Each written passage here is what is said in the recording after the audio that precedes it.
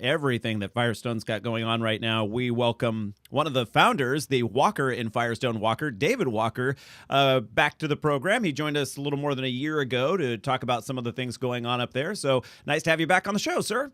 Thank you. Thanks for inviting me. So I was looking through the LA Times yesterday or the day before, and I saw an article that Firestone is opening a brew house in, is it Venice Beach? We are, absolutely. Technically it's not a brew house. I mean, our brew house is in Paso Robles, and all of our brewing is done in Paso Robles. What we've done is your introduction was very flattering, but yeah, we've been very successful in the sort of central coast of California, and the next area that's really embraced this is Southern California, and craft brewing is all about regional brewing. It's all about connecting with the consumer and the authenticity of a sort of an artisanal beer, and so we just wanted to be able to tell our story a little better down in LA, and we ended up selecting Venice Beach, which has got a very cool vibe. It does. You never know. Maybe we'll get a little groovier. Could rub off on you, right? Yeah, exactly.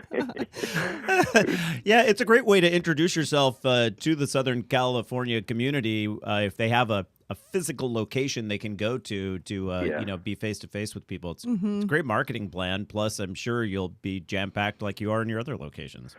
Well, hopefully we will. But really, it's a lot of it's about telling our story. We are going to have a sort of a visitor center and a place where people can understand what we're doing as a brewery and try some of the range of beers that we make, and obviously somewhere you can eat and then fill a growler and throw it on your bike and cycle it back to your wherever you live. But David, if you can get a growler, as I understand it, under California's somewhat confusing growler laws, right. that you do have to have is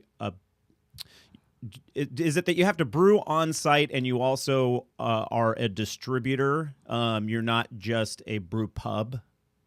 I think probably it's you're right. It's completely confusing and very difficult to understand. But the best way to look at it is that the new growler laws basically protect the concept of labeling. And so what the state doesn't want people doing is, for instance, some friends of mine have got a brewery up in Sonoma, Russian River, and so what they don't want is someone who just had a nice Pliny the Elder in their growler to come down to my brewery and me put Union Jack in that, and that person's walking around with a growler that says this is Pliny the Elder, and when it's obviously not.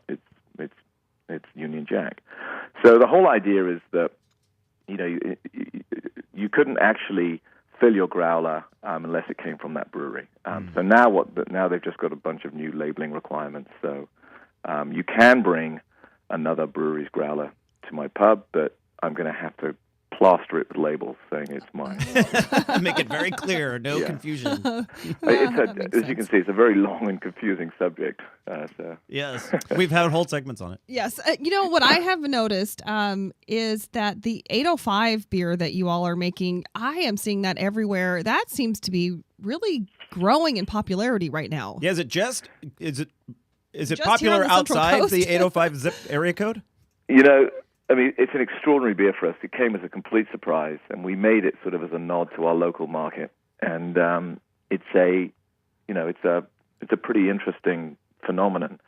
I think to me the fascinating thing, and about 80% of the beer last year that was drunk in America was sort of light American pilsners or sort of commercialized imported beers with similar flavor profile. And I think what's happening is the people who've been drinking those beers, who, for instance, weren't ready to switch to a full-bodied IPA, are able now to switch to something like the 805, which is a nice sort of dimensional craft-brewed blonde ale, but still sort of feel like they haven't strayed too far. But they're sort of on the journey towards that big American IPA, and we've been completely surprised by the by the support that we've had for it. You can find it outside of the 805 because a lot of it's getting literally bootlegged out, and people drive in a van and pick it up. And You're even having an 805 festival out at one of our favorite locations, Avila Beach, California, just north of Pismo Beach, for those not from the area. And it'll involve music and clearly the beer as well. So you're taking it and running with it. Yeah, absolutely. Yep. No, we're not going to. What do they say? Look a gift horse in the mouth. Exactly. I mean, if the customers like the 805, we're going to keep making it. And, it's it's fresh beer, it's locally made, and it's a pleasing experience. So why not? Keep it rolling. So you probably have your plate full with the expansion to Venice Beach, but I have to tell you, we have friends, Randall and I. They went to college here in San Luis Obispo, and then they worked here because they didn't want to go away. But they're hoping that you bring one to Northern California, up in the Bay Area where they're working now. That is true, yes. Any plans to go north? Not at the moment. One thing at a time. Yeah, we've got our. You're right. We've got our hands full. I mean, you talk about being the fourth largest brewery in California. That doesn't say a lot. That says a lot about how few breweries there are of any real size. But we've got our hands full building out the existing brewery and doing what we're trying to do in Southern Cal. Keep up the great work, David Walker, one of the founders of Firestone Walker Brewing. Thanks for joining us on the show today. Thank you, guys. All right, everyone.